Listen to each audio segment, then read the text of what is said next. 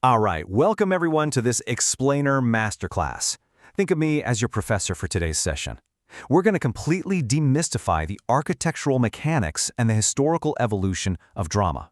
We'll be exploring how the stage has basically served as one of humanity's most ancient, most compelling mirrors.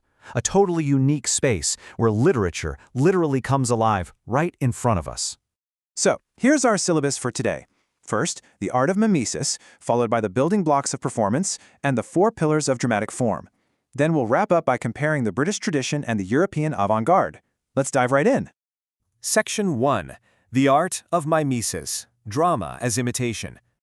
Now, as Aristotle brilliantly illustrates in his Poetics, drama is fundamentally mimetic.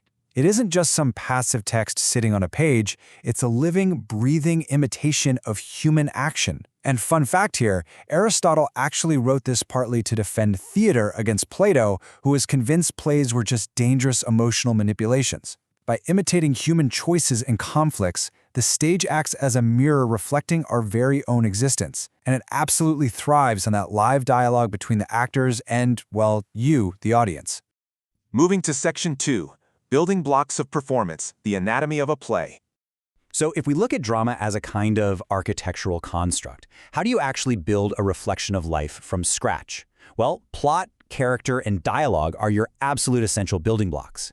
Characters act as our agents, their dialogue reveals their internal states, and conflict, whether that's a deep psychological struggle or a massive clash against society, is the absolute engine of the entire experience. Literally, without conflict, there's just no drama. And the plot organizes this human conflict into 5 clear structural steps. Aristotle actually called it the soul of tragedy. It's a carefully designed machine, really. You start with the exposition, build that tension all the way up through the rising action, hit the climax, the peak, and then you release that tension through falling action, right down to the final denouement.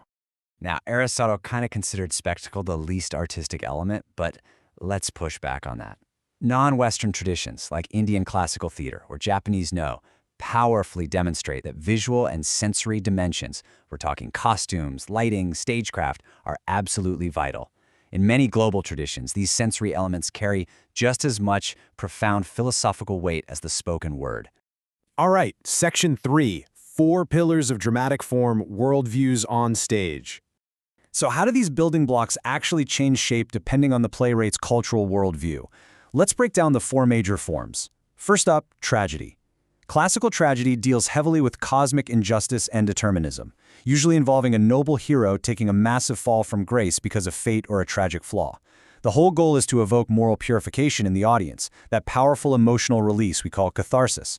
But as we move into the modern era, playwrights like Arthur Miller completely redefine this. The hero isn't a king anymore. It's an everyday person like a salesman, whose tragic downfall is losing their personal dignity in a highly materialistic society. Then we have comedy, which conversely uses satire as an absolute weapon. George Bernard Shaw's plays are a brilliant illustration of this, critiquing rigid Victorian morality and social class structures. While tragedy deals with inevitable loss, comedy usually wraps things up through reconciliation or, say, a romantic union. It aims for renewal. But hey, don't mistake comedy for mere frivolity. Satirical comedy is deeply, deeply concerned with societal hypocrisy, using laughter to completely expose the absurdity of political institutions and class dynamics. And then tragicomedy brilliantly merges these 2 realms. The Renaissance playwright John Fletcher basically hit the nail on the head when he said it wants deaths, which is enough to make it no tragedy, yet brings some near it. It's a form that perfectly captures the ultimate ambiguity of the human experience, where profound sorrow and sudden, sharp humor are just sitting right side by side. But what happens when the universe just no longer makes sense? Enter the theater of the absurd. Emerging right out of the immense trauma of 2 world wars, this form heavily relies on existentialist philosophy and rejects conventional plots entirely. Think of Beckett's Waiting for Godot. Characters speaking in repetitive nonsense while waiting for a guy who literally never shows up. It doesn't offer us any nice, neat answers. It forces us to confront the sheer alienation of modern life. Moving on to Section 4. The British tradition, character-driven realism. Let's turn our attention to how these forms evolved regionally, because, well, regional history completely dictates why plays look and sound the way they do. Tracing the evolution from Shakespeare's communal globe theater straight through to the post-war angry young men movement, we see a really clear historically shaped trajectory. We start with the rich psychological complexity and poetic language of the 16th century. Moving into the 17th century Restoration, the focus shifts heavily to manners and gender. And by the 19th and 20th centuries, naturalism really takes hold, culminating in movements that directly challenged bourgeois complacency and finally gave a loud voice to working-class discontent. So, the absolutely crucial takeaway here is that British drama has consistently prioritized text-based, character-driven realism to debate individual morality and societal power dynamics. Whether it's a Shakespearean soliloquy or a gritty post-war living room drama, the British stage has largely operated as a highly articulate mirror. It reflects the class struggles and the pressing moral questions of its specific time. Section 5. The European Avant-Garde, Experimental Meta-Theatre. Now, right across the channel, the continental European tradition was pursuing a radically different, highly experimental path. While figures like Henrik Ibsen and Anton Chekhov were absolute giants in establishing modern realism, Ibsen fiercely confronting social conventions and Chekhov prioritizing this dense, introspective atmosphere, later innovators shattered those conventions entirely. I mean, the Germans and the French took it straight into the avant-garde. Bertolt Brecht developed epic theater, deliberately breaking the theatrical illusion to force critical political thought. And meanwhile, Antonin Artaud rejected logic altogether. He was aiming for a visceral, sensory assault through his theater of cruelty. Notice the stark distinction here. The British stage acts as a realistic mirror to society's manners and relies on text-based moral inquiry. But the European stage? It acts as a conceptual laboratory for philosophical and structural experimentation. One focuses intensely on the psychology of the individual within a class system, while the other relentlessly questions the very structure of narrative, of language, and even of the theater itself.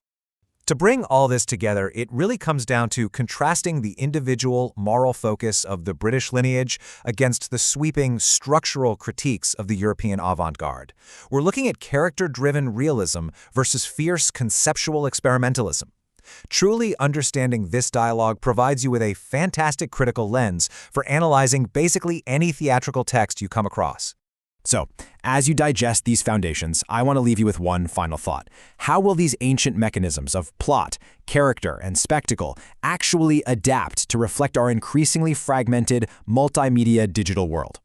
Drama is a living art form, right? It's constantly negotiating meaning and power. As we plunge further into this age of artificial intelligence and digital reality, the stage is absolutely going to transform again. I really hope this explainer has given you the structural overview you need to think expansively about the dramatic imagination. Keep questioning, keep analyzing, and I'll catch you in the next one.